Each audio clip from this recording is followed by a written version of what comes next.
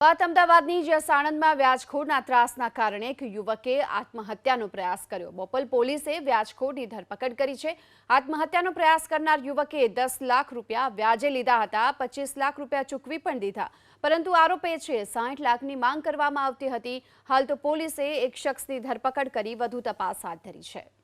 બીજા 5 આરોપીઓ જે આ કામના છે તેમની પાસેથી કુલ 32 લાખ રૂપિયા વ્યાજે લીધેલા હતા, જેના તેમણે ઓલરેડી 1 કરોડ 92 લાખ રૂપિયા ચૂકવી આપેલ। તેમ છતાં આ આરોપીઓ તેમની પાસેથી બીજા 1 કરોડ 59 લાખ જેટલા રકમની માંગણી કરતા હતા।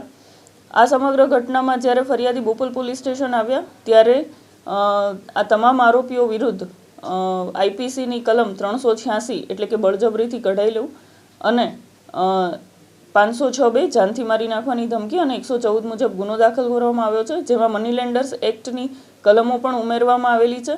અને તાત્કાલિક પોલીસે આના જે મુખ્ય સૂત્રધાર છે તે ધવલ પંડિતની અટકાયત કરીને તપાસ બોપલ પોલીસ સ્ટેશનના પીઆઈ એપી ચૌધરી સાહેબ ચલાવે છે।